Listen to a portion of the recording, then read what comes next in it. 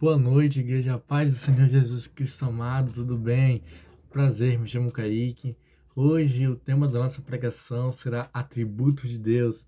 Atributo é o nome pelo qual Deus pode ser identificado. Então, irmãos, peguem suas Bíblias e abram em Romanos, capítulo 1, versículo 20. Amém? Para aqueles que acharam, vamos começar o texto, amém?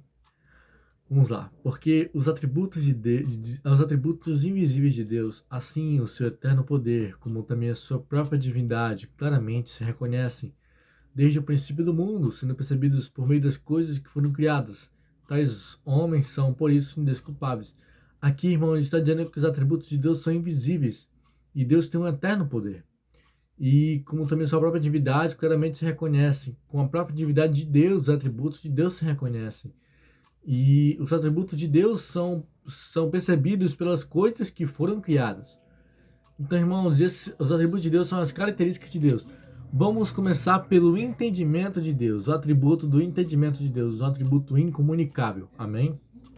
Irmãos, lá em Salmo 147, versículo 5, está escrito: Grande é o Senhor, nosso e muito poderoso, e o seu entendimento não se pode medir.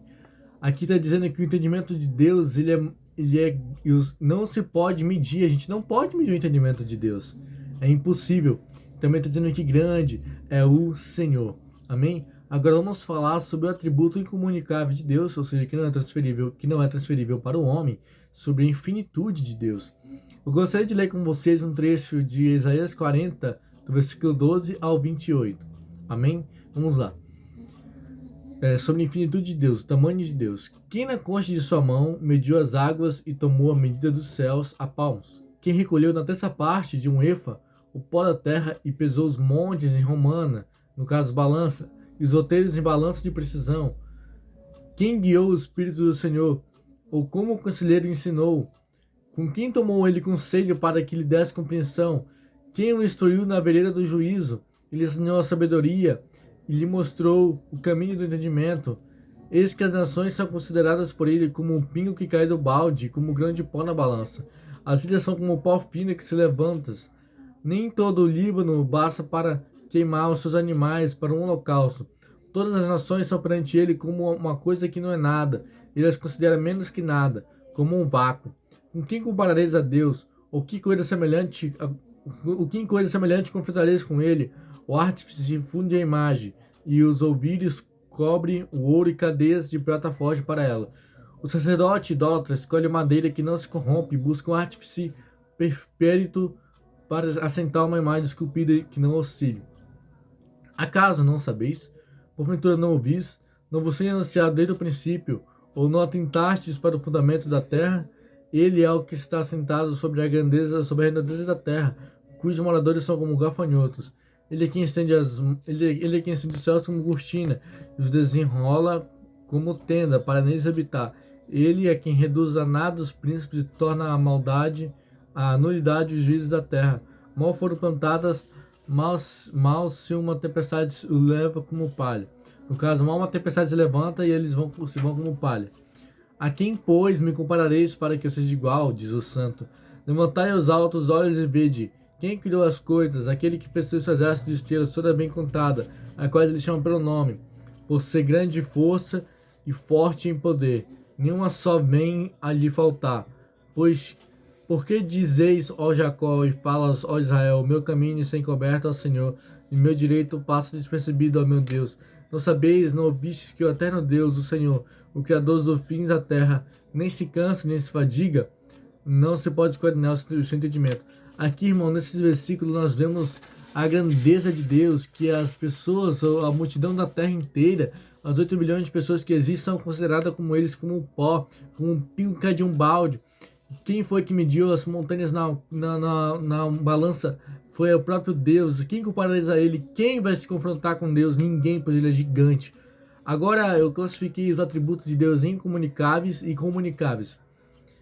Eu vou citar agora, continuar o atributo infinitude, o tamanho de Deus. 1 Reis 8:27. Mas de fato habitaria Deus na terra, eis que os céus e até o céu dos céus não te podem conter, quanto menos esta casa que eu edifiquei. Aqui está dizendo que os céus dos céus, é Salomão que está dizendo, quando ele edificou o templo, ele disse: nem o céu dos céus pode te conter, ó Deus, nem os céus dos céus, nem o sistema solar, nem as estrelas pode conter o próprio Deus, de tão gigante que ele é. Quanto menos essa casa que Salomão edificou. Agora vamos lá para o Salmo 145, versículo 3. Grande é o Senhor e muito digno de ser louvado. A sua grandeza é insondável. Grande é o Senhor. Esse Deus é grande. Ele não é do tamanho de uma pessoa. Ele é grande, ele é gigante. E ele também é muito digno de ser louvado. E a grandeza de Deus é insondável, é imedível, é imensurável, inimaginável. Porque nem os céus dos céus podem contê-lo. Agora vamos para Atos 17, 24 a 25. O Deus que fez o mundo e tudo que nele existe, sendo ele Senhor do céu e da terra, não habita em santuários feitos por mãos humanas, nem é servido por mãos humanas, como se de alguma coisa precisasse, porque ele mesmo é a quem todos dá vida, respiração e tudo mais.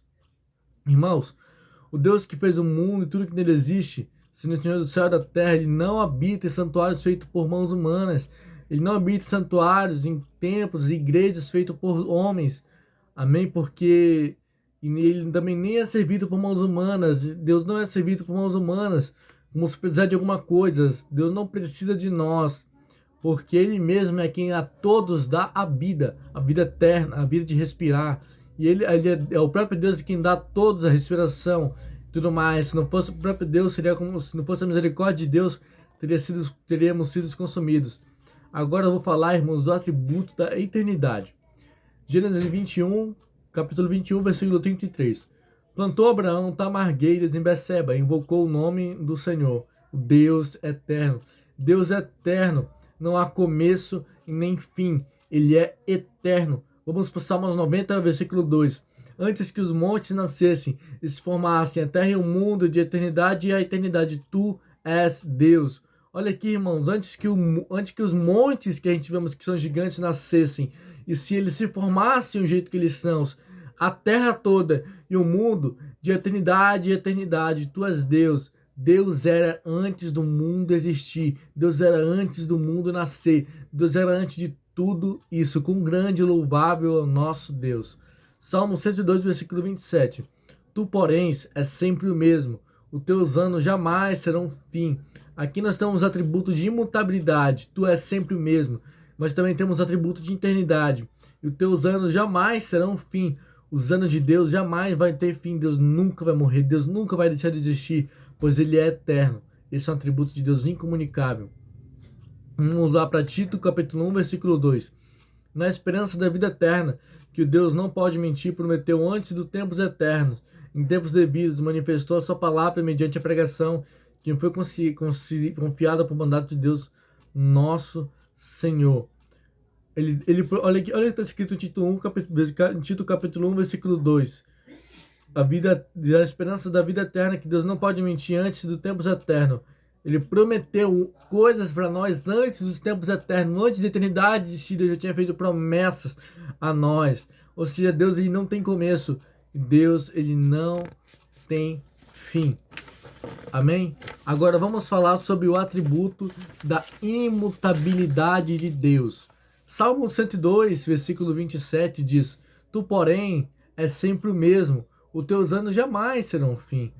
Deus é sempre o mesmo, ele é imutável, ele não muda, ele não pode pecar, ele é santo para sempre. Amém? Ele é bom para sempre, ele é amor e justiça para sempre. Amém? Malaquias 3,6. Porque eu, o Senhor, não mudo. Por isso vós, filhos de Jacó, não são consumidos. Irmãos, aqui está escrito: eu, o Senhor, não mudo. O Senhor Jesus Cristo, Deus Pai e a Trindade Santa estão dizendo que eles não mudam, mas eles são os mesmos para sempre. Amém? Eles são os mesmos para sempre. E por isso que o povo de Israel não era consumido, não era entregue a outros povos para serem exilados, pois Deus é imutável, ele é santo, ele é benigno. Benignidade significa bondade, longânimo significa muita paciência em suportar coisas tristes e ruins. Amém? Esse é o atributo de imutabilidade de Deus. Agora vamos para o atributo da onipresença, capacidade de estar presente em todos os lugares. Oni é todo, presença é presença em todos os lugares, onipresente. onipresença, presente de estar em todos os lugares. Gostaria de ler um texto com vocês em Salmos 139, versículos 7 a 10. Aqui é Davi falando: Para onde me ausentarei do teu espírito? Para onde fugirei da tua face? Se subo aos céus, lá estás. Se faço minha cama no mais profundo abismo, lá estás também. Se tomo as asas da alvorada e me detenho nos confins dos mares, ainda lá me haverá de guiar tua mão, e a tua destra me susterá. Aqui, irmãos, ele está dizendo para onde vai estar sentado do Espírito do Senhor. Ele é onipresente, ele está em todos os lugares. Para onde ele vai fugir da face de Deus? Em nenhum lugar. Se a gente subir ao céu, lá Deus está. Se a gente fazer a nossa cama no mais profundo abismo, numa caverna, Deus vai estar lá também. E se a gente for para os confins do mar, para os fins dos oceanos, ainda lá a mão de Deus nos haverá de guiar, e a destra de Deus, a mão direita de Deus irá de nos suster. Gostaria de ler com vocês Jeremias 23, versículo 23 a 24. Acaso Deus de perto, diz o Senhor? Acaso sou Deus apenas de perto, diz o Senhor, e não também de longe? Ocultar-se alguém escuderizos de modo que eu não veja, diz o Senhor. Porventura não enche os céus e a terra, diz o Senhor. Aqui está dizendo, aqui Deus está dizendo, eu sou apenas Deus de perto, né? Eu sou apenas Deus de perto para que eu não veja o mal que vocês fazem. Eu sou também, também não sou de longe. Ele está falando, ocultar-se um esconderijo de modo que eu não veja, diz o Senhor. Será que alguém pode se esconder em algum lugar que o próprio Deus não veja? Porventura não encho eu os céus e a terra, Deus enche os céus e a terra com toda a sua glória e com toda a sua onipresença. Irmãos, agora eu queria ler o atributo de onisciente, a onisciência de Deus. Irmãos, oni, como eu disse, significa todo. Ciente, conhecedor. Isso é onisciente. Deus ele é onisciente, ele é todo conhecedor. Agora vamos provar biblicamente que Deus é todo conhecedor. Em Salmo 139, versículo 1 a 4 diz: Senhor, tu me sondas e me conheces. Sabe quando me assento e me levanto. De longe penetras os meus pensamentos. Aqui está dizendo que Deus ele nos sonda e nos conhece. E ele sabe quando nós assentamos e nos levantamos. E de longe ele penetra os nossos pensamentos. De longe Deus conhece os nossos pensamentos. Ele esquadrinha o meu andar e o meu deitar e conhece os meus caminhos.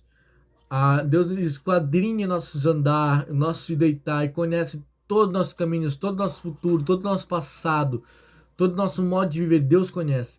Ainda a palavra não me chegou à língua e tu, Senhor, já conheces toda.